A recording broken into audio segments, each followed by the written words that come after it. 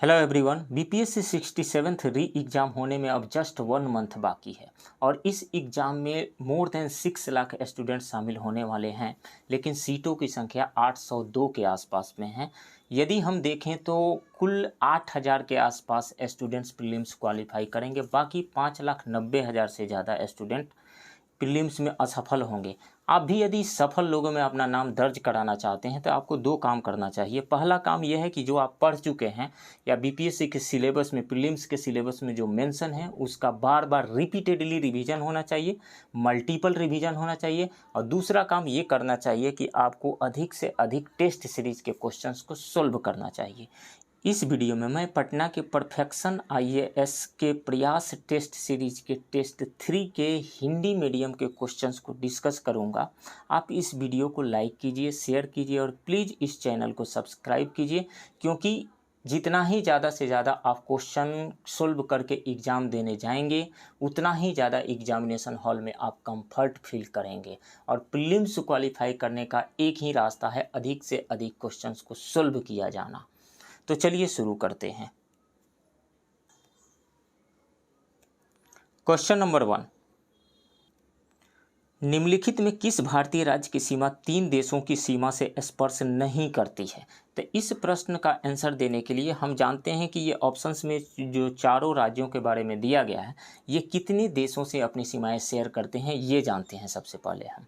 तो पश्चिम बंगाल 3 देशों से अपनी सीमाएं शेयर करता है, नेपाल, भूटान एंड बांग्लादेश 3 से शेयर करता है। सिक्किम 3 देशों से अपनी सीमाएं शेयर करता है, नेपाल, भूटान एवं चीन। 3 देशों से अपनी सीमाएं शेयर करता है। अरुणाचल प्रदेश भी 3 देशों से अपनी सीमाएं शेयर करता है, भूटान, चीन और म्यांमार, ये भी 3 देशों से। असम जो है बांग्लादेश और भूटान से अपनी सीमाएं शेयर करता है, यानी 2 देशों से अपनी सीमाएं शेयर करता है। कौन कौन से? बांग्लादेश और भूटान से। तो राइट ऑप्शन डी होगा। नेक्स्ट, हाल ही में खबरों में रहा बीर तवील किन 2 देशों के बीच स्थित है? तो यदि आप मैप देखें तो आपको पता चलेगा कि मिस्र और सूडान के बीच में ये बीर तवील नाम का निर्जन क्षेत्र है। तो ऑप्शन ए यहाँ पे सही है। नेक्स्ट, निम्न में कौन सा सुमेलित नहीं है? थालघाट क्या मुंबई और नासिक को जोड़ता है, के बीच में है? यस, ये सही है। पालघाट क्या केरल तथा तमिलनाडु के बीच में स्थित है? यस, ये भी सही है। भोर घाट जो है मुंबई और पुणे के बीच में है, ये भी सही है, बिल्कुल सही है। दीफू दर्रा जो है म्यांमार तथा अरुणाचल प्रदेश के बीच में है, ये भी सही है। तो ये चारों ऑप्शन सही करेक्टली मैच कर रहे हैं। सो मोर देन 1 करेक्ट ऑप्शन होगा यहाँ पे ई। कौन सा सुमेलित नहीं है? मोर देन 1 नहीं, कौन सा सुमेलित नहीं है? तो इसमें से कोई भी नहीं, तो उपर्युक्त में से कोई नहीं, राइट ऑप्शन ई होगा। नेक्स्ट, निम्नलिखित में से कौन सा सुमेलित नहीं है? नर्मदा नदी का क्या उद्गम स्थल अमरकंटक की पहाड़ी है? यस, ये सही है। कावेरी नदी का उद्गम स्थल क्या ब्रह्मगिरी पहाड़ी है? ये भी सही है। कृष्णा का उद्गम स्थल त्र्यंबकेश्वर नहीं है। कृष्णा का उद्गम स्थल जो है वो है महाबलेश्वर के निकट, पश्चिम घाट में महाबलेश्वर के निकट, तो ये गलत है। त्र्यंबकेश्वर किसका उद्गम स्थल है? तो ये है गोदावरी नदी का उद्गम स्थल है। महाराष्ट्र के नासिक के पास में जो त्र्यंबकेश्वर है, यहाँ से गोदावरी नदी निकलती है। लूनी क्या अरावली से निकलती है? बिल्कुल अरावली से ही निकलती है। तो इसमें से कौन सा राइट ऑप्शन मतलब मैच नहीं कर रहा है? तो मैच नहीं कर रहा है, सी वाला मैच नहीं कर रहा है। सो राइट ऑप्शन सी होगा। नेक्स्ट, लुहांसक क्षेत्र यूक्रेन के किस भाग में स्थित है? तो लुहांसक और डोनेट्स्क ये दोनों यूक्रेन के पूर्वी भाग में स्थित है। ये दोनों ही क्षेत्र बहुत ही चर्चा में रहे थे। 24 फरवरी को जब रसिया ने यूक्रेन पे अटैक किया, उसके बाद से ये दोनों ही क्षेत्र बहुत ही चर्चा में रहे हैं। तो मैप में इसका लोकेशन आप देख लीजिए, राइट ऑप्शन यहाँ पे डी है। नेक्स्ट, काली मृदा के संदर्भ में निम्न में से कौन सा कथन सत्य है? इस मृदा में जैविक तत्व तथा नाइट्रोजन की कमी पाई जाती है, बिल्कुल सही है। यह मृदा खट्टे फलों की खेती के लिए भी उपयुक्त है, ये सही हो सकता है। इसे रेगुड़ भी कहा जाता है, ये भी सही है। यह मृदा अरावली के पहाड़ी के अधिकतर भाग में पाई जाती है। यह मृदा अरावली के पहाड़ी के अधिकतम भाग में नहीं पाई जाती, यह मृदा दक्कन के पठार के अधिकतर भागों में पाई जाती है। तो मोर देन 1 करेक्ट यहाँ पे ऑप्शन है, सो राइट ऑप्शन ई होगा। नेक्स्ट, राष्ट्रीय जल मार्ग NW2 का विस्तार है? तो सदिया से धुबरी तक है ये। और थोड़ा सा विस्तार में जानते हैं। NW1 जो है इलाहाबाद से हल्दिया तक जाता है। NW2 सादिया से धुबरी तक जाता है। NW3 कोट्टापुरम से कोल्लम तक जाता है NW2।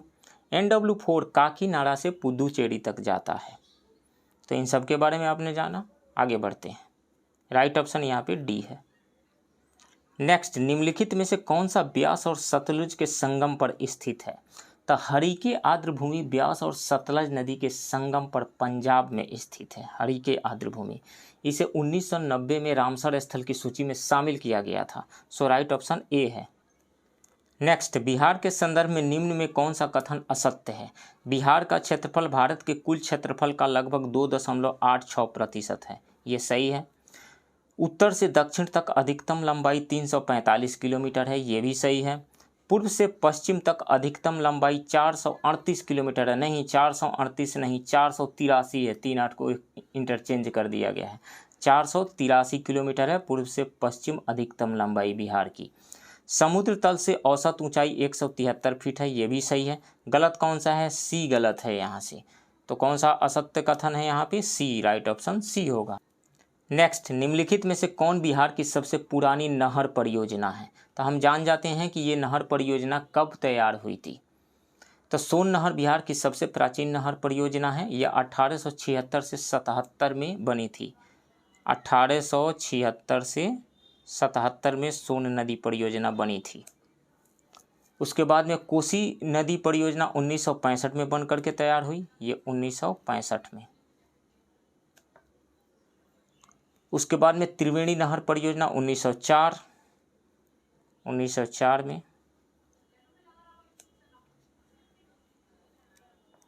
अब बूढ़ी गंडक परियोजना 1968 में। ये 1968 में। तो सबसे पहले कौन सी तैयार हुई, प्राचीन कौन सी है? सोन नहर परियोजना है। 1875-76 में बनी थी। ये 1876-77 में बनी थी, सॉरी। त्रिवेणी नहर 1904 में, कोसी नहर 1965 में और बूढ़ी गंडक नहर 1968 में। तो सबसे पुरानी नहर परियोजना जो है सोन नहर है। राइट ऑप्शन सी हो। नेक्स्ट, बिहार की जनगणना 2011 के अनुसार निम्न में कौन सा युग्म सुमेलित नहीं है? सर्वाधिक लिंगानुपात वाला जिला गोपालगंज है। ये सही है। न्यूनतम लिंगानुपात वाला जिला मुंगेर है। ये भी सही है। सर्वाधिक नगरीकरण प्रतिशत वाला जिला जो है वो पटना है। ये भी सही है। न्यूनतम नगरीकरण प्रतिशत में वाला जिला शिवहर। ये गलत है। न्यूनतम नगरीकरण वाला जिला जो है शिवहर है। परसेंटेज के टर्म में न्यूनतम जो है शिवहर नहीं है। परसेंटेज के टर्म में न्यूनतम नगरीकरण वाला जो जिला है वो समस्तीपुर है।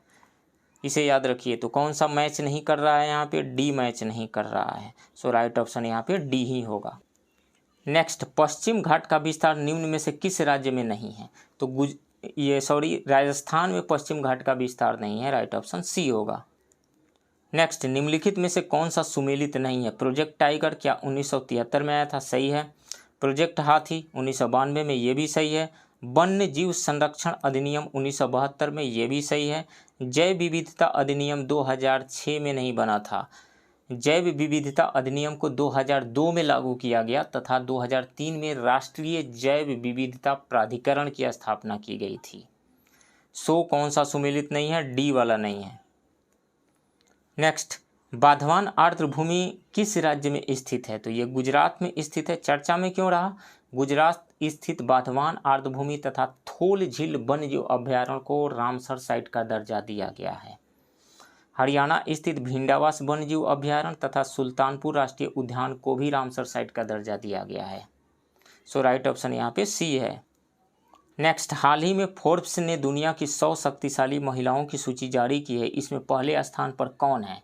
तो पहले स्थान पर मैकेंजी स्कॉट है और दूसरे स्थान पर कमला हैरिस है। इसे भी याद रखिए। सो राइट ऑप्शन बी होगा। नेक्स्ट, वर्ष 2021 के लिए किसे व्यास सम्मान से सम्मानित किया गया? तो प्रसिद्ध हिंदी साहित्यकार असगर वजाहत को सम्मानित किया गया। राइट ऑप्शन ए है। नेक्स्ट, स्मार्ट सिटी मिशन को पूरा करने का लक्ष्य कब तक रखा गया है? तो 2023 तक रखा गया है। राइट ऑप्शन ए है। नेक्स्ट, 2021 के डेविस कप का खिताब किस देश ने जीता? रूस ने जीता। राइट ऑप्शन ए है। नेक्स्ट, गृह मंत्रालय द्वारा वर्ष 2021 के लिए भारत के किस पुलिस स्टेशन को सर्वश्रेष्ठ पुलिस स्टेशन का दर्जा दिया गया है? तो सदर बाजार दिल्ली के पुलिस स्टेशन को सर्वश्रेष्ठ पुलिस स्टेशन का दर्जा दिया गया है। राइट ऑप्शन सी है। नेक्स्ट, निम्नलिखित में से किसे एशियन अकादमी क्रिएटिव अवार्ड 2021 से पुरस्कृत किया गया? तो अमृता सुभाष को किया गया। राइट ऑप्शन डी है। नेक्स्ट, असम का सर्वोच्च सम्मान असम वैभव से किसे सम्मानित किया गया? तो रतन टाटा को सम्मानित किया गया। राइट ऑप्शन बी है। नेक्स्ट, बिहार के किस जिले को पहले कचरा मुक्त शहर का दर्जा मिला है? तो सुपौल जिला को मिला है। राइट ऑप्शन बी है। नेक्स्ट, पैनेक्स 21 एक बहुराष्ट्रीय आपदा राहत अभ्यास है। यह किस संगठन के द्वारा आयोजित किया गया? बिम्स्टेक के द्वारा आयोजित किया गया। राइट ऑप्शन डी है। नेक्स्ट, हाल ही में भारत सरकार के द्वारा किस देश से भारतीय नागरिकों को बाहर निकालने के लिए ऑपरेशन गंगा चलाया गया? तो निसंदेह यूक्रेन से। राइट ऑप्शन सी है। वहाँ जो मेडिकल के स्टूडेंट फंसे हुए थे या इंडियन सिटीजन फंसे हुए थे, उनको निकालने के लिए ये ऑपरेशन चलाया गया था। नेक्स्ट, यूनेस्को का गुडविल एम्बेसडर किसे नियुक्त किया गया है? तो नाओमी कवासे को नियुक्त किया गया है। राइट ऑप्शन ए है। नेक्स्ट, ग्रामीण विकास मंत्रालय ने किस कंपनी के साथ स्वयं सहायता समूहों के सशक्तिकरण के लिए एक समझौते पर हस्ताक्षर किया? तो फ्लिपकार्ट के साथ। राइट ऑप्शन डी है। नेक्स्ट, हाल ही में निम्नलिखित में से किसे इंटरनेशनल इंस्टीट्यूट फॉर डेमोक्रेसी एवं इलेक्टोरल असिस्टेंट के सलाहकार बोर्ड में शामिल किया गया है? तब पूर्व मुख्य निर्वाचन आयुक्त सुनील अरोड़ा को स्टॉकहोम स्थित एक अंतर सरकारी संगठन international institute for democracy and electoral assistant के IDEA के सलाहकार बोर्ड में शामिल किया गया है। तो राइट ऑप्शन ए है, Sunil Arora. Next, C is a change maker अभियान किसके द्वारा शुरू किया गया था? तो ये राष्ट्रीय महिला आयोग के द्वारा शुरू किया गया था। राइट ऑप्शन बी है। नेक्स्ट, हाल ही में भारत किस देश को पछाड़कर अरब देशों के लिए नंबर 1 खाद्य आपूर्तिकर्ता देश बना है? तो ब्राज़ील को पछाड़ करके ऐसा बना है। राइट ऑप्शन सी है। नेक्स्ट, किस देश ने हाल ही में दर्द रहित मौत के लिए इच्छा मृत्यु उपकरण सड़कों को मंजूरी दी है? तो स्विट्जरलैंड है। राइट ऑप्शन बी है। नेक्स्ट, बिहार के किस जिले में आयुर्वेद पर्व मनाया गया? तो नालंदा जिले में मनाया गया। राइट ऑप्शन डी है। नेक्स्ट, हाल ही में अंतर्राष्ट्रीय गीता महोत्सव 2021 का आयोजन कहाँ किया गया? कुरुक्षेत्र में किया गया। राइट ऑप्शन बी है। इकोनॉमिस्ट इंटेलिजेंस यूनिट द्वारा जारी world cost of living index 2021 में रहने के लिए विश्व के सबसे महंगे शहरों में सबसे शीर्ष पर कौन सा शहर है? तो वो शहर है इजराइल की राजधानी तेल अवीव। राइट ऑप्शन बी है। नेक्स्ट, हाल ही में खबरों में रहे क्रिकेटर एजाज पटेल किस देश के लिए खेलते हैं? तो न्यूजीलैंड के लिए खेलते हैं। राइट ऑप्शन बी है। नेक्स्ट, हाल ही में खबरों में रहा रुद्रा है। रुद्रा क्या है? भारत के इलेक्ट्रॉनिक्स एवं सूचना प्रौद्योगिकी के राज्य मंत्री राजीव चंद्रशेखर ने देश के पहले स्वदेशी सर्वर रुद्रा को लॉन्च किया है। तो ये क्या है? एक स्वदेशी सर्वर है। राइट ऑप्शन सी है। नेक्स्ट, हाल ही में किस राज्य ने समाचार पत्र हॉकरो पेपर बॉय के लिए सामाजिक सुरक्षा योजना की घोषणा की है? तो वो है ओडिशा सरकार। राइट ऑप्शन सी है। नेक्स्ट, देश के पहले ज्योतिष चिकित्सा OPD का शुभारंभ कहाँ किया गया? तो ये किया गया बिहार के दरभंगा में स्थित राजकीय महारानी रामेश्वरी भारतीय चिकित्सा विज्ञान संस्थान में। तो राइट ऑप्शन कौन सा हो जाएगा? दरभंगा बी। नेक्स्ट, बिहार का 5वां एक्सप्रेसवे गोरखपुर से सिल्लीगुड़ी निम्नलिखित में से किस जिले से नहीं गुजरेगा? तो ये बिहार के 10 जिलों से होकर के गुजरेगा। गोपालगंज, सिवान, सारण, मुजफ्फरपुर, सीतामढ़ी, मधुबनी, सुपौल, सहरसा, पूर्णिया व किशनगंज। गया से होकर के ये नहीं जाएगा। ये नॉर्थ बिहार से होकर के पास कर रहा है, लेकिन गया जो है साउथ बिहार में है। सो राइट ऑप्शन डी होगा। सिवान से जाएगा, सीतामढ़ी से जाएगा, मधुबनी से जाएगा, लेकिन गया से नहीं जाएगा।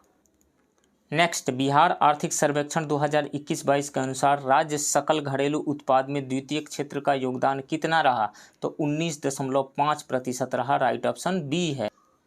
नेक्स्ट, बिहार के पंचायती राज संस्थाओं में OBC आरक्षण का प्रावधान किस वर्ष से लागू है? 2006 से लागू है। और नगर पालिकाओं में कब से लागू है? 2007 से लागू है। इसे भी याद रखें। राइट ऑप्शन बी है। नेक्स्ट, आईएमएफ के प्रथम उप प्रबंध निदेशक के पद पर किसे नियुक्त किया गया है? तो गीता गोपीनाथ को नियुक्त किया गया है। राइट ऑप्शन ए है। नेक्स्ट, किस देश की सरकार ने महात्मा गांधी के जीवन और विरासत की स्मृति में 5 पाउंड का सिक्का जारी किया है? तो यूनाइटेड किंगडम की सरकार ने, यूके की। राइट ऑप्शन सी है। नेक्स्ट, इटली ने भारत में अपना पहला मेगा फूड पार्क निम्नलिखित में से किस स्थान पर शुरू किया है? फणीधर में शुरू किया है। ये गुजरात के मेहसाणा जिला में पड़ता है। राइट ऑप्शन ए है। नेक्स्ट, निम्नलिखित में से कौन से देश अब्राहम समझौता के हस्ताक्षर करता है? तो अब्राहम एकॉर्ड है क्या अब्राहम समझौता? तो ये इजराइल और अरब देशों के बीच का एक पीस डील है, शांति समझौता है। कौन कौन से देश इसमें कर चुके हैं? सबसे पहले मिस्र ने किया था, बहुत पुरानी बात है, 1994 में। तो कौन कौन से देश अभी तक कर चुके हैं? संयुक्त अरब अमीरात, यूएई, मिस्र और बहरीन कर चुके हैं इजराइल के साथ। सो राइट ऑप्शन बी है। नेक्स्ट, जिबूती आचार संहिता किससे संबंधित है? जिबूती आचार संहिता को पश्चिम हिंद महासागर और अदन की खाड़ी में समुद्री पायरेसी और सशस्त्र डकैती को रोकने के विषय से संबंधित एक आचार संहिता के रूप में जाना जाता है।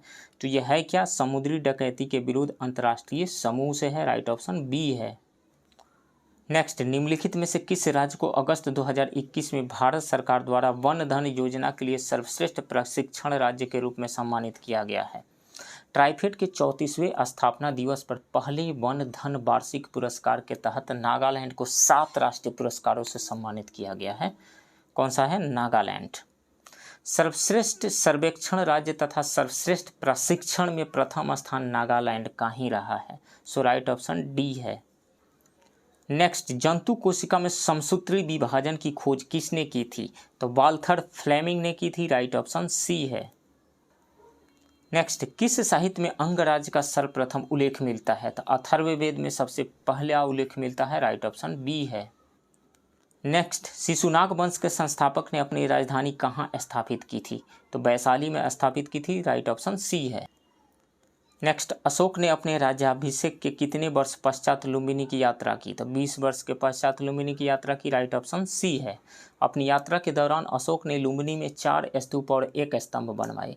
यह स्तंभ एक शिलालेख के रूप में है जिस पर लिखा हुआ है कि देवानाम प्रिय राजा अशोक ने राज्याभिषेक के 20वें वर्ष में भगवान गौतम बुद्ध के जन्मस्थली की यात्रा की और शिलालेख लिखवाए।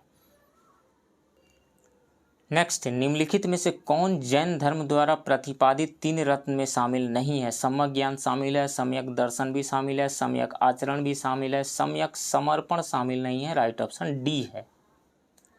नेक्स्ट, निम्नलिखित में से किस शासक ने तिब्बत की प्रभुसत्ता से बिहार को मुक्त करवाया था? तो आदित्य सेन ने करवाया था। आदित्य सेन ने तिब्बत की प्रभुसत्ता से बिहार को मुक्त करवाया था। अर्जुन नाम के स्थानीय शासक ने चीनी यात्रियों को क्षति पहुंचाई थी। प्रतिशोध में आकर तिब्बत और नेपाल की संयुक्त सेना ने बिहार पर आक्रमण कर कुछ समय के लिए प्रभुत्व स्थापित कर लिया था, जिसे मुक्त कराया था आदित्य सेन ने। राइट ऑप्शन ए है। नेक्स्ट, किस वंश के शासनकाल में बौद्ध विद्वान शांत रक्षित एवं आतिश दीपंकर तिब्बत गए थे? तो पाल वंश के शासनकाल में गए थे। राइट ऑप्शन ए है। नेक्स्ट, इल्तुतमिश ने तेलियागढ़ी के समीप बिहार के किस शासक को पराजित किया था? तो हिसामुद्दीन ईवाज को पराजित किया था। इल्तुतमिश ने तेलियागढ़ी के समीप हिसामुद्दीन ईवाज को पराजित किया था। इल्तुतमिश ने मलिक अलाउद्दीन जानी को बिहार में दिल्ली के प्रथम प्रतिनिधि के रूप में नियुक्त किया था। ईवाज ने फिर से आक्रमण कर अलाउद्दीन जानी को पराजित कर दिया, परंतु इल्तुतमिश के पुत्र नसीरुद्दीन महमूद ने ईवाज को पराजित कर मार डाला था। यहाँ पे राइट ऑप्शन ए है। एक्सप्लेनेशन भी आपने सुन ही लिया। नेक्स्ट, मुगल काल में बिहार का प्रांतपति गवर्नर नियुक्त होने वाला प्रथम राजकुमार कौन था? 1621 में जहांगीर ने शहजादा परवेज को बिहार का प्रांतपति बनाया था। वह प्रांतपति बनने वाला प्रथम मुगल राजकुमार था। कौन था? शहजादा परवेज। राइट ऑप्शन सी है। नेक्स्ट, पलासी के युद्ध के पश्चात रॉबर्ट क्लाइव ने किसे बिहार का उपनवाब नियुक्त किया था? तो पलासी के युद्ध के पश्चात लॉर्ड क्लाइव ने मीर जाफर के पुत्र मीरन को बिहार का उपनवाब नियुक्त किया था। तो मीरन। राइट ऑप्शन बी है। नेक्स्ट, किसने बिहार प्रादेशिक सम्मेलन 1908 में बिहार को बंगाल से पृथक कर नए प्रांत के रूप में संगठित करने का प्रस्ताव रखा था? तब बिहार प्रादेशिक सम्मेलन में मोहम्मद फखरुद्दीन ने बिहार को बंगाल से पृथक कर नए प्रांत के रूप में संगठित करने का प्रस्ताव रखा था मोहम्मद फखरुद्दीन ने, जिसे सर्वसम्मति से स्वीकार कर लिया गया। दिल्ली में 12 दिसंबर 1911 को आयोजित शाही दरबार में बिहार और उड़ीसा के क्षेत्रों को बंगाल से पृथक कर नए प्रांत के रूप में संगठित करने की घोषणा हुई। राइट ऑप्शन यहाँ पे डी है। नेक्स्ट, निम्नलिखित में से कौन पटना में अनुशीलन समिति की स्थापना से जुड़े हुए थे? पटना में 1913 में अनुशीलन समिति की एक शाखा की स्थापना की गई। इसमें सचिंद्र नाथ सान्याल तथा बंकिम चंद्र मित्र ने महत्वपूर्ण भूमिका निभाई थी। तो सचिंद्र नाथ सान्याल एंड बंकिम चंद्र मित्र दोनों, राइट ऑप्शन ई होगा। नेक्स्ट, बिहार में अस्पृश्यता निवारण आंदोलन चलाने के लिए बिहार प्रांतीय बोर्ड की स्थापना कब की गई? 6 नवंबर 1932 को बिहार में अस्पृश्यता निवारण आंदोलन चलाने के लिए बिहार प्रांतीय बोर्ड की स्थापना की गई। प्रांतीय अस्पृश्यता निवारण सम्मेलन पटना में संपन्न हुआ, जिसमें अखिल भारतीय अस्पृश्यता विरोधी लीग के महासचिव अमृतलाल बी ठक्कर उपस्थित थे। तो राइट ऑप्शन यहाँ पे बी है, 1932। नेक्स्ट, हम यहाँ थे उपन्यास के लेखक कौन हैं? मधु काकड़िया है, राइट ऑप्शन ए है। नेक्स्ट, 15 से 17 जनवरी 2021 को बिहार में कलरव उत्सव का आयोजन किया गया था। इस 3 दिवसीय पक्षी उत्सव का कुल बजट कितना था? पक्षियों के संरक्षण की संस्कृति को पुनर्जीवित करने के लिए 15 से 17 जनवरी 2021 को बिहार के पहले पक्षी उत्सव कलरव का आयोजन जमुई के झामा के स्थित नागी नकटी पक्षी अभ्यारण्य में किया गया। 3 दिवसीय पक्षी उत्सव का कुल बजट 85 लाख रुपये था। राइट ऑप्शन बी है। नेक्स्ट, बिहार में बच्चों के लिए बजट निर्माण की प्रक्रिया कब शुरू की गई? तो 2013-14 में शुरू की गई थी। राइट ऑप्शन सी है। नेक्स्ट, प्रस्तावित पटना मेट्रो रेल परियोजना की कुल लंबाई लगभग कितनी है? तो लगभग 31.39 किलोमीटर है, 31 किलोमीटर। राइट ऑप्शन बी है। नेक्स्ट, हाल ही में बिहार में किसे राज्य सूचना आयुक्त के पद पर नियुक्त किया गया है? तब बिहार सरकार ने 2 नए राज्य सूचना आयुक्तों की नियुक्ति कर दी है। इनमें रिटायर्ड जज फूलचंद्र चौधरी तथा हाल ही में मुख्य सचिव के पद से रिटायर हुए IAS अधिकारी त्रिपुरारी शरण शामिल है। त्रिपुरारी शरण 2 लोग, Phoolchandra Chaudhary and Tripurari Sharan, more than 1 correct option E. Next, संगम युग में मनरम था। संगम युग में राजा देश का प्रधान होता था तथा सभी प्रकार के मामलों की सुनवाई का अंतिम अधिकारी था। राजा के न्यायालय को मनरम कहा जाता था। तो क्या था? राजा का न्यायालय था। राइट ऑप्शन ए है। नेक्स्ट, इल्तुतमिश के संबंध में निम्नलिखित में से कौन सा कथन सत्य है? उसने तुर्कान चिहलगामी का विनाश किया। नहीं, उसने शुरू किया था विनाश, तो उसने किया बलबन ने। तो ये सही नहीं है। उसने इक्ता प्रणाली चलाई, ये सही है। उसने शुद्ध अरबी सिक्के जारी किए, ये भी सही है। तो मोर देन 1 करेक्ट ऑप्शन यहाँ पे आ रहा है। राइट ऑप्शन ई होगा। नेक्स्ट क्वेश्चन, सल्तनत काल में आरिज मुमालिक किस विभाग का प्रमुख था? तो सैन्य विभाग का प्रमुख था। आरिज मुमालिक दीवाने अर्ज अथवा सैन्य विभाग का प्रमुख था। नेक्स्ट, विजयनगर साम्राज्य में युद्ध में शौर्य का प्रदर्शन करने वाले मृत लोगों के परिवार को दी गई भूमि को कहा जाता था? क्या कहा जाता था? तो उसको रक्त कोड़गे कहा जाता था। विजयनगर साम्राज्य में युद्ध में शौर्य प्रदर्शन करने वाले मृत लोगों के परिवार को दी गई भूमि को रक्त कोड़गे कहा जाता था। विजयनगर साम्राज्य में सेनानायकों को दी जाने वाली भूमि को अमरम कहा जाता था। बड़े भूस्वामी जो स्वयं कृषि न करके दूसरे को यहीं पर भूमि देते थे, इस भूमि को कुटग्गी कहा जाता था। सो राइट ऑप्शन यहाँ पे सी है। नेक्स्ट, निम्नलिखित में से कौन रामानंद के 12 शिष्यों में शामिल नहीं थे? रामानंद के कुल 12 शिष्य थे। इसमें 2 स्त्रियां सुरसरी तथा पद्मावती थी। धन्ना, सेना, पीपा, रैदास, कबीर आदि रामानंद के शिष्य थे। शंकर देव चैतन्य स्वामी के समकालीन थे। उन्होंने असम में भक्ति का प्रसार किया था। तो शंकर देव जो है वो रामानंद के शिष्यों में शामिल नहीं थे। राइट ऑप्शन बी है। नेक्स्ट, अकबर द्वारा किए गए महत्वपूर्ण कार्यों में निम्न में कौन सही सुमेलित नहीं है? दीन ए इलाही की स्थापना 1582 में किया था अकबर ने, सही है ये। इबादत खाने की स्थापना 1575 में किया था, ये भी सही है। राजधानी का लाहौर में स्थानांतरण 1571 में किया था, ये गलत है। लाहौर राजधानी स्थानांतरित किया था 1585 में। 1571 में अकबर ने फतेहपुर सीकरी का निर्माण कराया और फतेहपुर सीकरी में अपना राजधानी स्थानांतरित किया था 1571 में। सो ये सही मैच नहीं हो रहा है। दास प्रथा पर प्रतिबंध लगा था 1562 में। तो सी ऑप्शन यहाँ पे सही है, ये करेक्टली मैच नहीं हो रहा है। नेक्स्ट, भारत के किस गवर्नर जनरल का वास्तविक नाम जेम्स एंड्रयू ब्राउन रैमजे था? तो लॉर्ड डलहौजी का नाम था जेम्स एंड्रयू ब्राउन रैमजे। इनका शासनकाल जो था, भारत में कार्यकाल 1848 से 56 तक रहा। शिमला को ग्रीष्मकालीन राजधानी इन्होंने बनाया। सार्वजनिक निर्माण विभाग की स्थापना की। नरबलि प्रथा को रोकने का प्रयास किया। राइट ऑप्शन यहाँ पे बी है। नेक्स्ट, प्रथम आंग्ल सिख युद्ध की समाप्ति लाहौर की संधि से कब की गई थी? प्रथम आंग्ल सिख युद्ध की समाप्ति मार्च 1846 में लाहौर की संधि से हुआ था। इसके तहत राजा दलीप सिंह ने सतलज के दक्षिण के प्रदेश, सतलज तथा ब्यास नदियों के दोआब के सभी प्रदेश एवं दुर्ग अंग्रेज को प्रदान किए। तो कब हुई थी? मार्च 1846 में। राइट ऑप्शन डी है। नेक्स्ट, निम्नलिखित में से किसने पाइका विद्रोह का नेतृत्व किया था?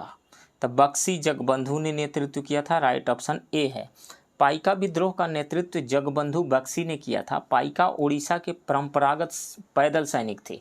उन्हें सेवाओं के बदले लगान मुक्त भूमि प्रदान की जाती थी। अंग्रेजों द्वारा 1803 में ओडिशा विजय के कारण इनको प्रदान किए जाने वाले अधिकार में कमी आई, अतः पाइकों ने विद्रोह प्रारंभ कर दिया। राइट ऑप्शन यहाँ पे ए है। नेक्स्ट, समस्त मानव जाति के लिए कोई ईश्वर नहीं, कोई जाति नहीं, कोई धर्म नहीं, यह नारा किसने दिया था? यह नारा श्री नारायण गुरु के शिष्य सहोदरन अय्यप्पन ने दिया था। राइट ऑप्शन सी है। नेक्स्ट, 1875 में इंडियन लीग की स्थापना किसने की थी? शिशिर कुमार घोष ने की थी। राइट ऑप्शन ए है। Next, national council of education की स्थापना कब की गई थी? स्वदेशी आंदोलन के क्रम में प्रफुल्ल चंद्र राय ने बंगाल केमिकल स्वदेशी स्टोर की स्थापना की थी। इसी दौरान 15 अगस्त 1906 को नेशनल काउंसिल ऑफ एजुकेशन की स्थापना की गई। स्वदेशी आंदोलन के क्रम में अनेक कपड़ा मिलें, साबुन तथा माचिस की फैक्ट्रियों, हथकरघा कारखाने आदि खोले गए थे। तो राइट ऑप्शन यहाँ पे कौन सा है? ए है, 1906 में। नेक्स्ट, निम्नलिखित में कौन सा युग्म सुमेलित नहीं है? हर्टोग समिति 1932 में बनी थी? नहीं। शिक्षा में हुए विकास के संदर्भ में रिपोर्ट देने के लिए 1929 में सर हर्टोग की अध्यक्षता में एक समिति नियुक्त की गई थी। कब? 1929 में। सैडलर आयोग कब बना? 1917 में, ये बिल्कुल सही है। हंटर शिक्षा आयोग 1882 में बना, ये भी सही है। भारतीय विश्वविद्यालय अधिनियम 1904 में बना, ये भी सही है। गलत कौन सा है? हर्टोग समिति 1932 में नहीं बनी थी, 1929 में बनी थी। सो राइट ऑप्शन ए है। नेक्स्ट, AITUC यानी all India trade union Congress के प्रथम महासचिव कौन चुने गए थे? तो लाला लाजपत राय प्रथम सचिव चुने गए थे। AITUC की स्थापना 1920 में की गई थी। नेक्स्ट, YB चौहान तथा नाना पाटिल के नेतृत्व में समानांतर सरकार की स्थापना कहाँ की गई थी? वो सतारा में की गई थी। YB चौहान तथा नाना पाटिल के नेतृत्व में सतारा में 1943 से 1945 के बीच में समानांतर सरकार की स्थापना की गई थी। यह सबसे लंबी चलने वाली सरकार थी। चीतू पांडे के नेतृत्व में बलिया में समानांतर सरकार की स्थापना की गई। तामलुक में जातीय सरकार की स्थापना की गई थी। सो राइट ऑप्शन बी है यहाँ पे। नेक्स्ट, किसके संबंध में जवाहरलाल नेहरू ने कहा था कि इसे स्वीकार करना भारत को अनेक खंडों में विभाजित करने के लिए मार्ग प्रशस्त करना था? जवाहरलाल नेहरू ने क्रिप्स प्रस्ताव के संबंध में ये बात कही थी। क्रिप्स प्रस्ताव, राइट ऑप्शन ए है। नेक्स्ट, पेरिस से वंदे मातरम पत्रिका को किसने प्रकाशित किया था? तो वीरेंद्रनाथ चट्टोपाध्याय ने बर्लिन से तलवार पत्रिका प्रकाशित किया। तारकनाथ दास ने वैंकूवर से हिंदुस्तान पत्रिका प्रकाशित की। और भीकाजी कामा ने, मैडम भीकाजी कामा ने पेरिस से वंदे मातरम तथा श्यामजी कृष्ण वर्मा ने लंदन से इंडियन सोशियोलॉजिस्ट का प्रकाशन किया। तो मैडम भीकाजी कामा ने पेरिस से वंदे मातरम पत्रिका का प्रकाशन किया था। राइट ऑप्शन बी है। नेक्स्ट, द फिलोसफी ऑफ बम नामक पुस्तक की रचना किसने की थी? भगवती चरण बोहरा ने की थी। राइट ऑप्शन बी है। नेक्स्ट, नमक सत्याग्रह के दौरान किसने कालीकट से पोयानूर तक नमक पद यात्रा का आयोजन किया था? तो के केलप्पन ने किया था। राइट ऑप्शन बी है। नेक्स्ट, निम्नलिखित में से किसे कानपुर बोल्शेविक षड्यंत्र केस में कारावास की सजा सुनाई गई थी? नलिनी गुप्ता को सुनाई गई थी, S.A. डांगे को सुनाई गई थी, शौकत उस्मानी को सुनाई गई थी 1924 में। तो मोर देन वन करेक्ट ऑप्शन यहाँ पे है, ई सही होगा। नेक्स्ट, कांग्रेस का 1906 के कलकत्ता अधिवेशन का संबंध निम्नलिखित में से किससे है? इसमें पहली बार वंदे मातरम गाया गया? नहीं। कांग्रेस का प्रथम विभाजन हुआ? नहीं, 1907 में हुआ था। पहली बार स्वराज शब्द का प्रयोग किया गया? दादा भाई नौरोजी ने अपने प्रेसिडेंशियल एड्रेस में स्वराज शब्द का पहली बार उल्लेख किया था, इसी कलकत्ता के 1906 के सेशन में। सो राइट ऑप्शन सी है यहाँ पे। नेक्स्ट, निम्नलिखित में से कौन सा विषय 11वीं अनुसूची के 29 विषयों में शामिल नहीं है? मत्स्य उद्योग शामिल है, पीने का पानी भी शामिल है, पुस्तकालय शामिल है, लोक व्यवस्था का अनुरक्षण ये शामिल नहीं है। ये राज्य विषय का ये सब्जेक्ट है, लोक व्यवस्था का अनुरक्षण। ये पंचायत के अंतर्गत नहीं आता है। सो राइट ऑप्शन डी होगा यहाँ पे। नेक्स्ट, संसद में पहला लोकपाल विधेयक कब पेश किया गया था? तो 1968 में शांति भूषण के द्वारा पेश किया गया था लोकसभा में पहली बार लोकपाल विधेयक। 1969 में लोकसभा से पारित भी हो गया, लेकिन राज्यसभा से यह पारित नहीं हो पाया था। अन्ना हजारे आंदोलन के बाद में फाइनली यह पारित होया और लोकपाल की नियुक्ति हो पाई। नेक्स्ट, निम्नलिखित में कौन भारत के राष्ट्रपति का संवैधानिक विषय से अधिकार नहीं है? साधारण विधेयक को पुनर्विचार हेतु वापस करना, लौटा सकते हैं प्रेसिडेंट इसको, ये सही है। लोकसभा भंग करना, ये भी उन्हीं के हाथ में है, राष्ट्रपति के हाथ में। अध्यादेश जारी करना, कर सकते हैं अध्यादेश जारी। धन विधेयक को पुनर्विचार हेतु वापस लौटाना, ये राष्ट्रपति के हाथ में नहीं है, क्योंकि धन विधेयक लोकसभा में इंट्रोड्यूस ही किया जाता है इनके पूर्व अनुमति से, तो ये पुनर्विचार के लिए लौटा नहीं सकते हैं। सो राइट ऑप्शन यहाँ पे डी है। नेक्स्ट, 71वां संशोधन अधिनियम के तहत 8वीं अनुसूची में कौन सी 3 भाषाएं जोड़ी गई? 71st कॉन्स्टिट्यूशनल अमेंडमेंट एक्ट 1992 यानी 71वां संशोधन अधिनियम 1992 के तहत कोंकणी, मणिपुरी और नेपाली भाषा को संविधान की 8वीं अनुसूची में जोड़ा गया। 92वां संविधान संशोधन अधिनियम 2003 यानी 92nd कॉन्स्टिट्यूशनल अमेंडमेंट एक्ट 2003 के तहत संविधान की 8वीं अनुसूची में 4 अन्य भाषाएं जोड़ी गई। ये भाषाएं कौन सी थी? बोडो, डोंगरी, मैथिली एवं संथाली। इसके साथ ही संविधान के 8वीं अनुसूची में भाषाओं की संख्या हो गई 22। सो राइट ऑप्शन यहाँ पे सी है। नेक्स्ट, लोकसभा अध्यक्ष को किस प्रकार हटाया जा सकता है? उच्चतम न्यायालय के मुख्य न्यायाधीश के द्वारा? बिल्कुल नहीं। प्रधानमंत्री की सिफारिश पर राष्ट्रपति द्वारा? ये भी सही नहीं है। लोकसभा के उपस्थित सदस्यों के 2/3 बहुमत से पारित संकल्प द्वारा? ये भी गलत है। लोकसभा के सभी सदस्यों के बहुमत से पारित संकल्प के द्वारा लोकसभा के अध्यक्ष को हटाया जा सकता है। सो राइट ऑप्शन डी है। नेक्स्ट, संविधान सभा द्वारा स्थापित मौलिक अधिकारों और अल्पसंख्यकों हेतु सलाहकार समिति के अध्यक्ष कौन थे? सरदार पटेल थे। कुछ और समितियों के अध्यक्ष के बारे में मैं बताता हूँ। संघ शक्ति समिति के अध्यक्ष जवाहरलाल नेहरू थे। संघीय संविधान समिति के अध्यक्ष जवाहरलाल नेहरू थे। प्रांतीय संविधान समिति के अध्यक्ष सरदार पटेल थे। प्रारूप समिति के अध्यक्ष डॉक्टर अंबेडकर थे। प्रक्रिया नियमन समिति के अध्यक्ष डॉक्टर राजेंद्र प्रसाद। राज्यों से समझौता करने वाली समिति के अध्यक्ष जवाहरलाल नेहरू थे। संचालन समिति के अध्यक्ष डॉक्टर राजेंद्र प्रसाद थे। नेक्स्ट, निम्नलिखित में कौन सा मूल अधिकार केवल भारतीय नागरिकों को प्राप्त है? प्रारंभिक शिक्षा का अधिकार? यस, ये सही है। विधि के समक्ष समता का अधिकार? निम्नलिखित में कौन सा मूल अधिकार केवल भारतीय नागरिकों को प्राप्त है? प्रारंभिक शिक्षा का अधिकार? नहीं, ये गलत है। विधि के समक्ष समता का अधिकार ये भी सिर्फ नागरिकों को नहीं विदेशियों को भी प्राप्त है। प्राण एवं दैहिक स्वतंत्रता का संरक्षण, ये भी नागरिक और विदेशी दोनों को प्राप्त है। लोक नियोजन के विषय में अवसर की क्षमता, ये सिर्फ नागरिकों को प्राप्त है।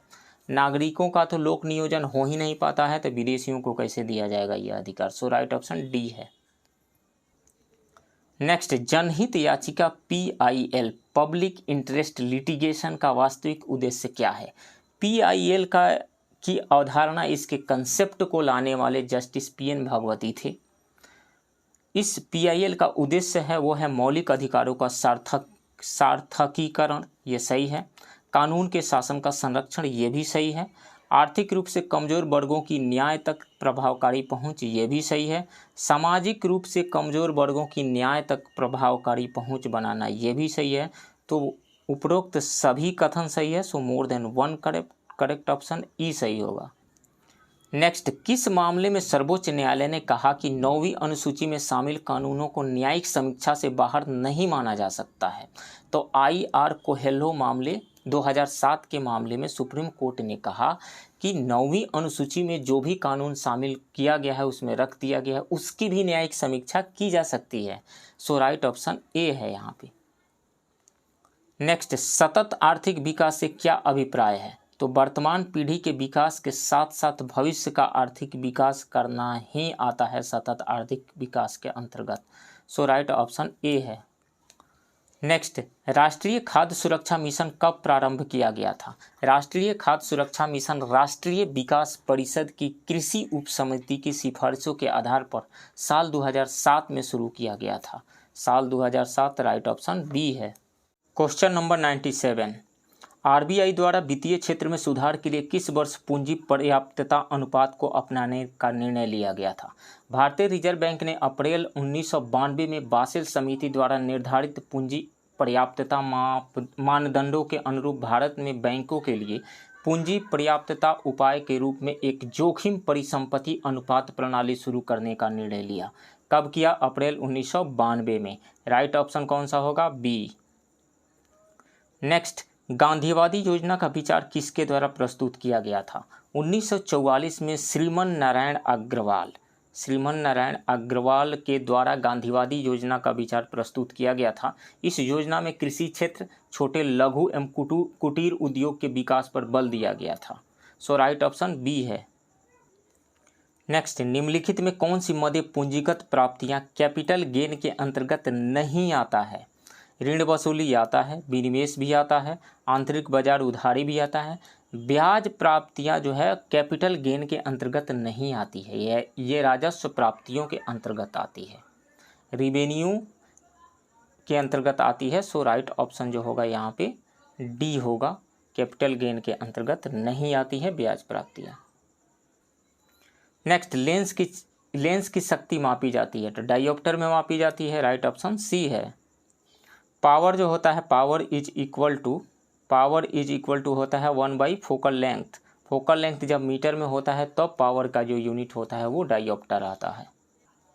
नेक्स्ट, गुरुत्वाकर्षण नियतांक का मान होता है, मतलब universal gravitational constant capital G का वैल्यू कितना होता है। ये होता है 6.67 × 10⁻11 न्यूटन मीटर स्क्वायर पर kg square. Right option B है। ये यूनिवर्स के हर एक पॉइंट पे सेम रहता है। कहीं पे मून पे चले जाएं, मार्स पे चले जाएं, जुपिटर पे चले जाएं, पोल पे चले जाएं, इक्वेटर पे चले जाएं, कहीं पर भी माउंटेन पे चले जाएं, अर्थ क्रस्ट के अंदर चले जाएं, हर जगह कैपिटल जी का वैल्यू सेम ही रहता है, इतना ही रहता है 6.67 × 10⁻11 न्यूटन मीटर स्क्वायर पर kg स्क्वायर। नेक्स्ट, यदि गुरुत्वीय प्रभाव को नगण्य माना जाए तो संतुलन की अवस्था में द्रव्य के भीतर प्रत्येक बिंदु पर दबाव समान होता है, यह किसका अभिप्राय है।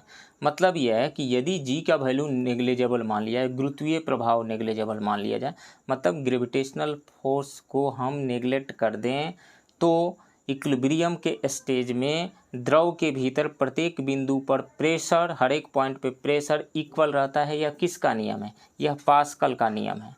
मतलब ये रहा कि मान लीजिए कोई कंटेनर है, इसमें कोई लिक्विड रखी गई है, लिक्विड इसमें भरी हुई है, तो इस पॉइंट पे यदि हमें प्रेशर निकालना है तो इस पॉइंट को ऊपर के जितने भी लिक्विड हैं वो दबा रहे हैं नीचे की तरफ, इसलिए यहाँ पे प्रेशर है।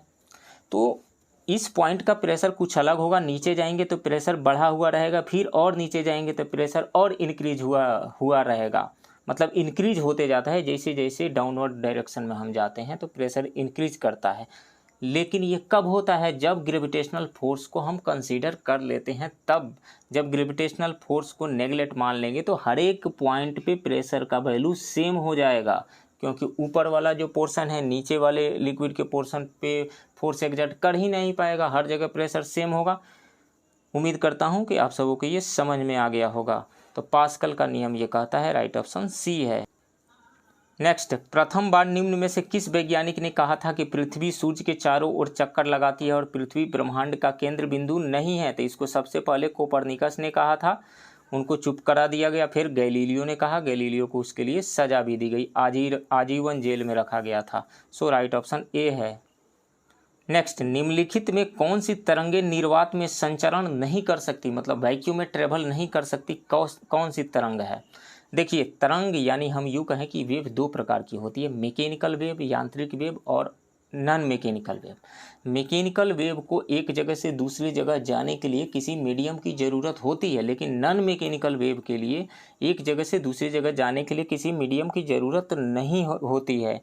और नॉन मैकेनिकल वेव जो है वैक्यूम में भी ट्रेवल कर सकती है, लेकिन मैकेनिकल वेव वैक्यूम में कभी भी ट्रेवल नहीं कर सकती है। तो मैकेनिकल वेव के अंतर्गत कौन कौन से वेव आते हैं? ध्वनि तरंग यानी साउंड वेव और वेव ऑन स्ट्रिंग। और नॉन मैकेनिकल वेव के अंतर्गत कौन कौन सी आती हैं? जितने भी इलेक्ट्रोमैग्नेटिक वेव है, light wave, electromagnetic wave, radio wave, ये सभी के सभी इलेक्ट्रोमैग्नेटिक वेव हैं। गामा रेज सब इलेक्ट्रोमैग्नेटिक वेव है। तो प्रकाश तरंग ये निर्वात में गमन कर सकती है, रेडियो तरंग ये भी निर्वात में गमन कर सकती है, इलेक्ट्रोमैग्नेटिक तरंग ये भी निर्वात में गमन कर सकती है, लेकिन ध्वनि तरंग जो है कभी भी वैक्यूम में ट्रेवल नहीं कर सकती है। क्या ऑप्शन चुनना था? निम्नलिखित में कौन सी तरंगें निर्वात में संचरण नहीं कर सकती? तो ध्वनि तरंग निर्वात में संचरण नहीं कर सकती है, राइट ऑप्शन ए होगा। नेक्स्ट, अति चालकता की खोज किसने की थी? कैमरलिंग ओन्स ने की थी अति चालकता, मतलब सुपर कंडक्टिविटी की खोज। सुपर कंडक्टर कब बन जाता है? जैसे किसी भी मेटल या किसी भी कंडक्टर का टेम्परेचर हम यदि डिक्रीज करें तो उसका रेसिस्टेंस कम होने लगता है। टेम्परेचर इंक्रीज करने से रेसिस्टेंस बढ़ता है, लेकिन टेम्परेचर जैसे जैसे हम कम करते जाते हैं कंडक्टर का रेसिस्टेंस कम होते चला जाता है। कम होते होते एक टाइम तो ऐसा आएगा ना कि रेसिस्टेंस जीरो हो जाएगा। तो जब रेसिस्टेंस जीरो हो जाएगा तो उसी को सुपर कंडक्टर कहा जाता है, और इस फिनोमिनन को अति चालकता यानी सुपर कंडक्टिविटी कहा जाता है। सो राइट ऑप्शन ए है यहाँ पे। नेक्स्ट, किसी पदार्थ के संवेग और वेग के अनुपात से क्या प्राप्त किया जाता है? ये बीपीएससी में पूछा गया है। क्या निकालना है? संवेग और वेग का अनुपात। संवेग क्या होता है? एम वी बाई वेग क्या होता है? वी। कट करके क्या बचा? एम। एम मतलब मास यानी द्रव्यमान होता है। तो राइट ऑप्शन डी होगा। नेक्स्ट, निम्नलिखित में कौन सा सही सुमेलित नहीं है? इधर फिजिकल क्वांटिटीज दी गई है, इधर उनका एसआई यूनिट दिया गया है। त्वरण क्या? त्वरण का यूनिट मीटर पर सेकेंड स्क्वायर होता है, बिल्कुल सही है, यही होता है। बल का यूनिट क्या? न्यूटन होता है, ये सही है। दाब का यूनिट क्या? पास्कल होता है। प्रेशर का यूनिट पास्कल होता है, ये सही है। संवेग का यूनिट क्या? न्यूटन मीटर होता है, नहीं। न्यूटन मीटर किसका यूनिट होता है? ये सरफेस टेंशन का यूनिट होता है। संवेग का क्या यूनिट होता है? संवेग P इज इक्वल टू होता है mv। यूनिट क्या होगा? m का यूनिट होगा kg और v का यूनिट क्या होगा? मीटर पर सेकेंड, यानी संवेग का जो यूनिट होगा kg मीटर पर सेकेंड। सो राइट ऑप्शन डी होगा, ये सही सुमेलित नहीं है। नेक्स्ट, दो बिंदुओं के विभव पोटेंशियल में भिन्नता को मापने वाला यंत्र है, यानी पोटेंशियल के डिफरेंस को मापने वाला यंत्र कौन सा है? वोल्ट मीटर कहलाता है उसको। वोल्टेज को मेजर करने वाला है, यानी पोटेंशियल डिफरेंस को मेजर करने वाला जो होता है वो होता है voltmeter, right option A है। नेक्स्ट, न्यूट्रॉन के संबंध में निम्नलिखित में कौन सा कथन सत्य है? इसकी खोज जेम्स चैडविक ने की थी, बिल्कुल 1932 में जेम्स चैडविक ने ही न्यूट्रॉन को खोजा था। यह एक उदासीन कण है, बिल्कुल। न्यूट्रॉन जो है न्यूट्रल से बना हुआ है, इसलिए यह एक उदासीन, इस पर कोई चार्ज नहीं होता है, न्यूट्रल होता है, ये भी सही है। इसका द्रव्यमान प्रोटॉन के द्रव्यमान के बराबर होता है, बिल्कुल सही बात है। प्रोटॉन का जो द्रव्यमान होता है, प्रोटॉन का मास यदि हम लिखें तो 1.674 इंटू 10⁻³ kg होता है, -31 kg।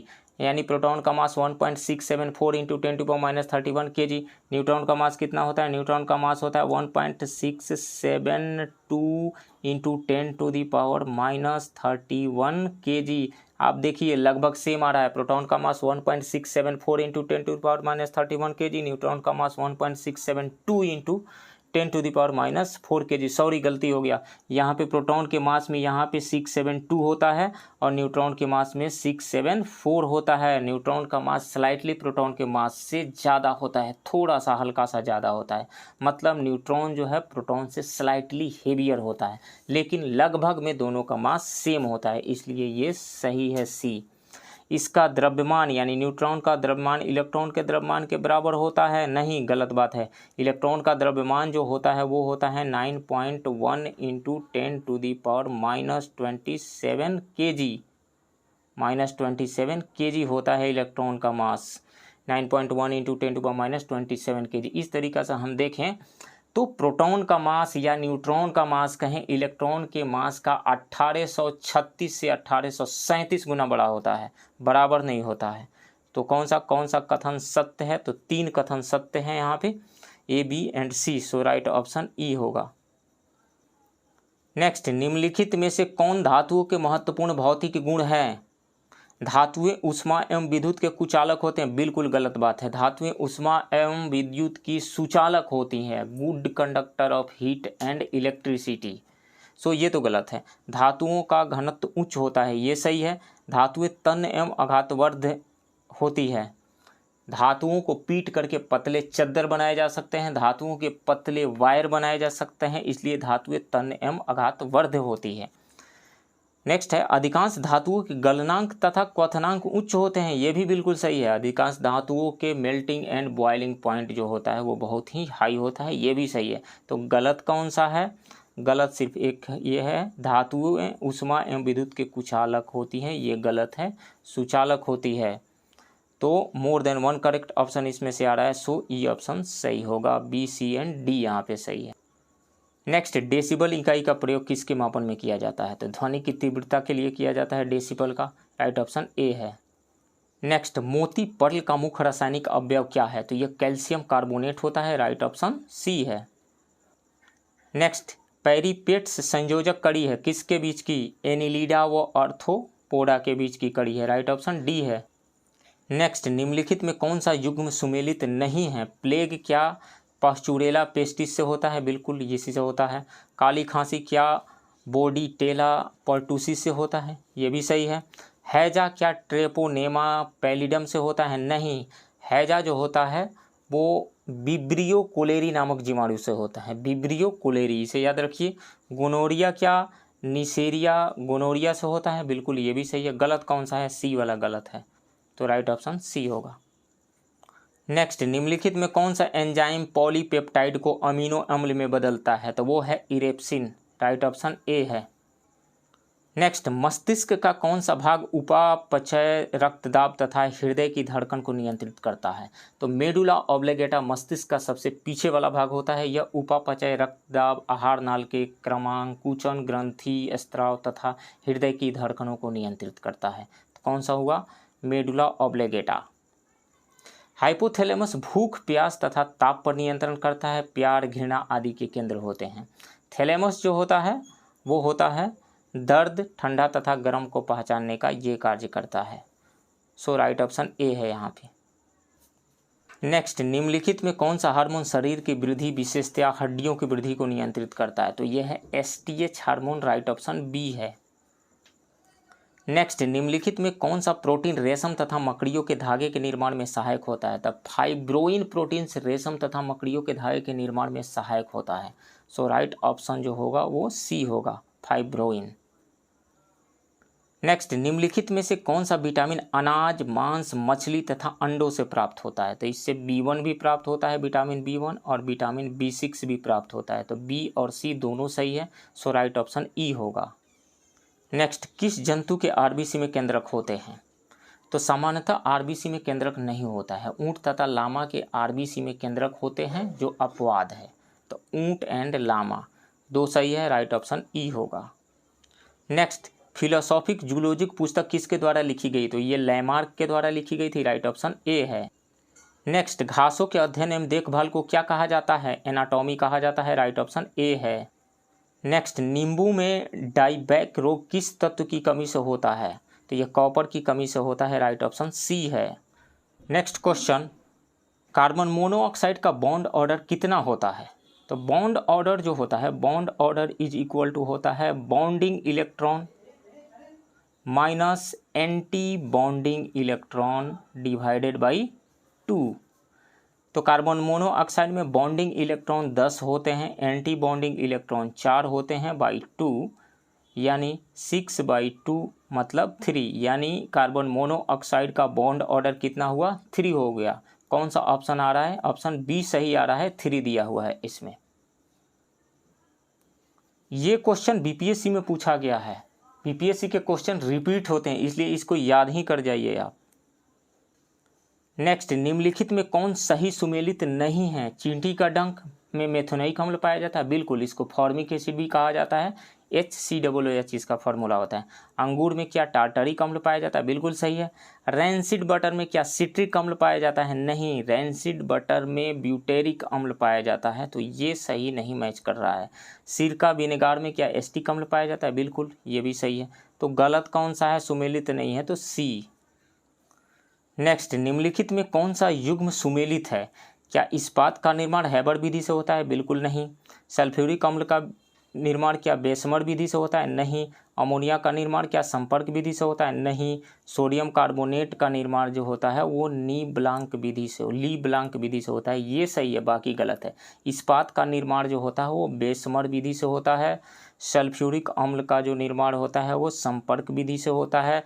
अमोनिया का निर्माण जो होता है हैबर विधि से होता है। ओनली डी ही मैच कर रहा है, सो राइट ऑप्शन डी है।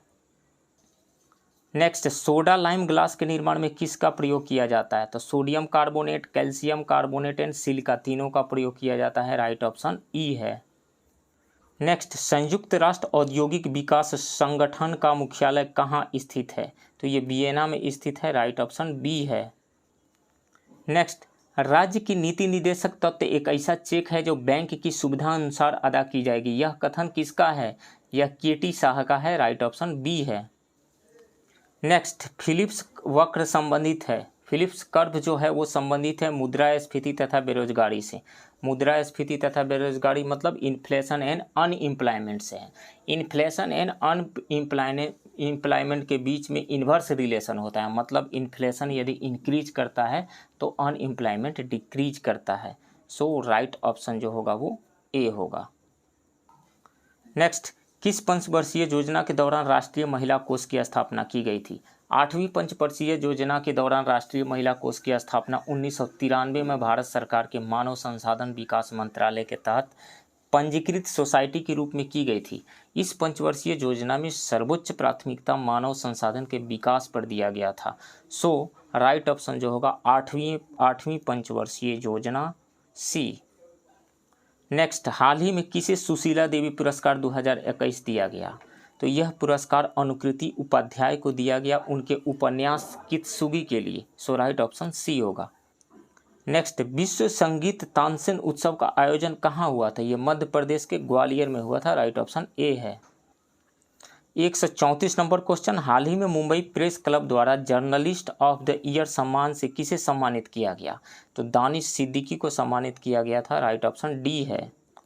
क्वेश्चन नंबर 135, सबसे तेज हिमीकरण विधि जिसमें नाइट्रोजन या कार्बन डाइऑक्साइड का उपयोग किया जाता है वह है cryogenic freezing. Right option C है।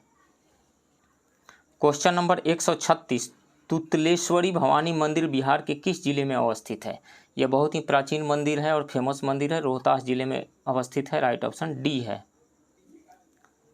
137, हाल ही में निधन हुए महेंद्र प्रसाद का जन्म स्थल कहाँ है? तो जहानाबाद के गोविंदपुर गांव के रहने वाले थे। वो बहुत ही फेमस एक मेडिसिन की कंपनी के मालिक थे जिनका नाम है अरिस्टो फार्मास्यूटिकल्स, और वो राज्यसभा के सदस्य भी रहे, इसलिए इस नाम को याद रखिए। राइट ऑप्शन सी है। क्वेश्चन नंबर 138, 2020-21 में बिहार राज्य में बिजली की प्रति व्यक्ति खपत कितनी थी? वो थी 350 kilowatt hour. Right option B है। क्वेश्चन नंबर 139, मैनपुरी षड्यंत्र एवं काकोरी कांड के योजनाकार कौन थे? तो वो थे राम प्रसाद बिस्मिल। मैनपुरी षड्यंत्र तथा काकोरी कांड के योजनाकार राम प्रसाद बिस्मिल हैं। इन्हें 19 दिसंबर 1927 को गोरखपुर जेल में फांसी दे दी गई थी। सो राइट ऑप्शन ए है। Question number 140, in search of Gandhi पुस्तक की रचना किसने की थी? तो ये हैं Richard Attenborough. Right option A है। तो दोस्तों इस तरह से हमने परफेक्शन IAS के हिंदी मीडियम के टेस्ट 3 के क्वेश्चन को डिस्कशन किया मैंने। आप इस चैनल के साथ बने रहिए, इस वीडियो को लाइक कीजिए, शेयर कीजिए और प्लीज़ इस चैनल को सब्सक्राइब कीजिए। आगे इस तरह के और भी वीडियो आपको देखने को मिलते रहेंगे। तब तक के लिए थैंक यू वेरी मच।